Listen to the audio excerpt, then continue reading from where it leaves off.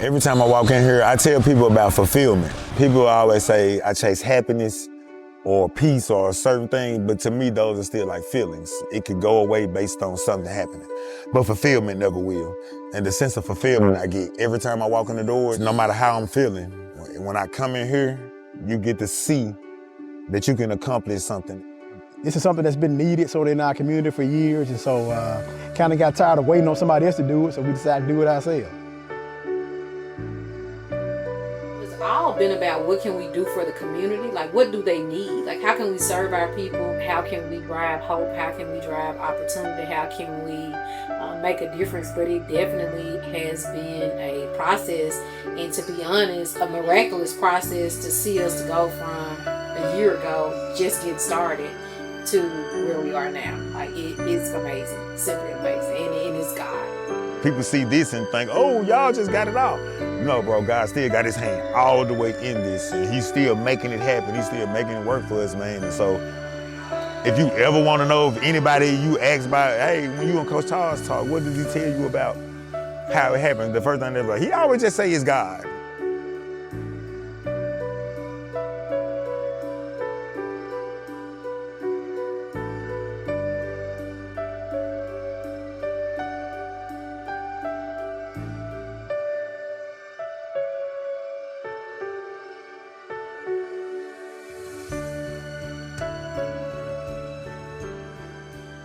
Marshall definitely been my prayer partner for years, and we prayed about it and spent a lot of time praying outside this building for some time, but also inside the building when we first acquired it. This is something that we've charted over time and talked about and hashed out over time. We just had the faith and actually did the work. A lot of people have visions, but to do the work to make it come to fruition where it is, in my opinion.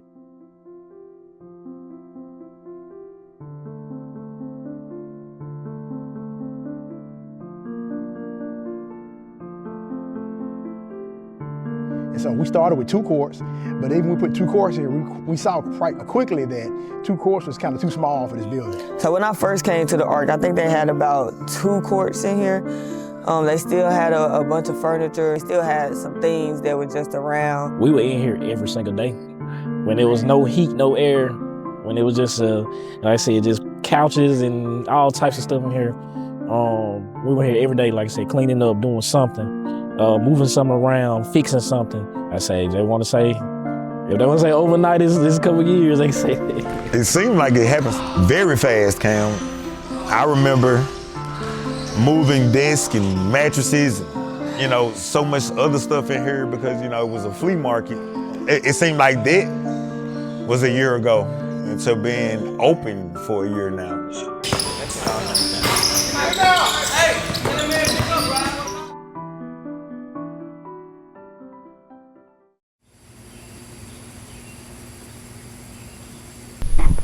I ain't need no but talk, I'm sweet, cuz I told you we bringing the hot box back. Hey, folk got too cute up there at that new gym.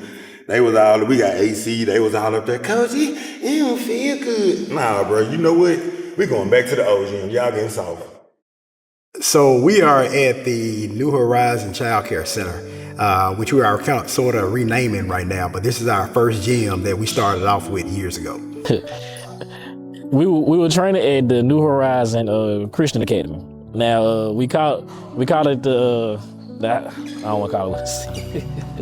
Man, the hot box back popping, man. You want to work out with Coach Al, you got to meet me where it started. Meet me where it started, cuz. Yeah, that love, I'm bringing it back. And get what? We still ain't got no air. We still ain't got no heat. So wear your coat. It's gonna be wintertime. It was hot in there every single day. If it was 100 degrees outside, it was 110 in there. If it was 40 degrees outside, it was 25 inside the gym. But we were in there every single day, man, training, doing basketball tournaments, all types of stuff, man. We loved it, man.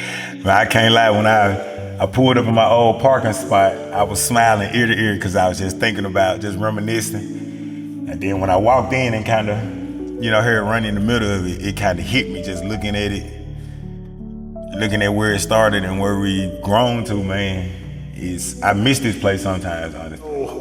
I've been opening this gym for years. I started back when I was about 24, 25 years old. Just started seeing the need in the community. There was not a lot of places for young men to go play basketball in the community. And so I was doing sort of some discipleship things as well. And so I just started opening the gym up on Wednesday nights, and it got pretty full. Actually, Charles was coming in. He was in high school at that point. A lot of other guys in the community were coming in playing basketball. The hot box is legendary, bro. Like, I know when you and Ronnie were talking, he was saying about how when I was in high school, we were going there. So it's like generations of guys. We were in that gym. So I've been knowing Charles for a long time. Charles' oldest brother and I were best friends. And so I've been knowing Charles, he was a little boy. And so, they were coming in to play basketball when I was opening the gym, and I could see pretty quickly that he had some leadership qualities. He was the guy that if I need to step out for a while, that I could say, hey, Charles, lock the gym up for me. He'd kind of be responsible for doing that. And so when it came to the time that I just felt like I needed somebody to run the gym, he's the first person that kind of guy put it in my heart to call Charles, see if he can run the gym for you. And I remember calling him and said, Charles, I want you to, come run the gym for me. And at that point I said, I want you to come work for me as well. And he told me no at first. I kind of got away from basketball after some mistakes I made. And so when I came back, that was when Ronnie was saying, he just said, God showed me you. And I was like, well, God showed me basketball. So let's just see how this will work. And so we started back doing our Wednesday nights like usual. And at first I was skeptical. Cause like I said, I'm homeless at the time, so I just wanted some money. You know what I'm saying? Like, hey man, I need somewhere to go, so I need to get paid. But like I said, once I started, the love started to kick in. I started seeing how, the youth and some of the young adults and the guys just started to gravitate to me, and it went from basketball to life. And I started to see the value in life more than the value in money. You know what I'm saying? Like, what I was pouring into these young men and women was more important than how much money I was taking home. He always been passionate about helping the young cats, cause like he grew up the same way as us, eager to play basketball, eager to learn. He just ain't have what we have now, which is him. He didn't have nobody like that to show him the ways and to keep him on the straight path from school and basketball. It was just always basketball. But now he teaching us life lessons to do both. Like, it goes beyond basketball training. We call him like our big brother. Like, we don't even look at him as a trainer. It's more than that. It's family. He locked in for life. I ran from this. Let me clear that up. I'm not like I had this big idea and I've already planned. I ran from it. When God said, hey, you're going to use basketball to reach the youth, I ran from it. I was at church one day and the lady prophesied to me. She was like, oh my God. And I was like, what's up? She was like, I see you. And I was like, yeah, you're looking at me. She was like, no, you have thousands of kids behind you. You're walking this lion through the jungle and there's hundreds of thousands of kids following you. The jungle, the lion represents the jungle and the wild, and the kids are following you because they're gonna follow your lead to get through this wild jungle. Once I got here and it went from 1 kid to 5 kids to 20 kids to 25 kids to 40, it just kept increasing. I always would think about what that lady was telling me because I wasn't doing anything trying to per se make kids. It was just I was just in here being me. Yeah, he was packing the gym out. He was traveling and doing a lot of other stuff. And we started doing Friday night hoops, called it midnight basketball at that point. And we did that for a couple of years and saw, man, this thing is really getting big. And so we decided, you know what? We got to try to expand. And we had too many kids to fill this gym up. So Friday night hoop, we would have over 100 youth. I think the vision originated from Coach Charles. So, of course, his vision for basketball, helping youth, developing talent. He already had TDA. I think Ronnie had mentioned that, God had kind of spoken to him a while back to just like work with Charles and helping to see his vision, come to pass and work through his gift of being able to develop talent and mentor young people. And when Ronnie reached out to me, it was to come to this point of we want to move the hot box to the old Sam's building. And one thing I love about Ronnie is Ronnie does not allow perfection to stifle opportunity. And what I mean by that is a lot of people won't move until they have everything. And the beautiful thing about Ronnie is he will go ahead and get started with what he has. He's an orchestrator. Can see it and put people in places to get it done. And the crazy thing about it is people think that this came from the church and it came from tithes and people doing this. This didn't come from that. Didn't come from that at all. The amount of money that Running's been able to raise these people from outside, from his credibility, from his character. Didn't have any resources at all to do it. I mean, within a couple of months, a couple $100,000 raised to make this happen. So I gotta give a huge shout out actually to one of my friends named Angie Thomas. Angie Thomas is a famous author here in the state of Mississippi, but also world renowned. I reached out to her when we first started talking about doing this process and said, Angela, I want you to help sponsor a court. And she said, sure. She reached out to me one day and said, listen, I want to see if I can help get some more courts. We needed a 4th court at that point. And she just made a tweet.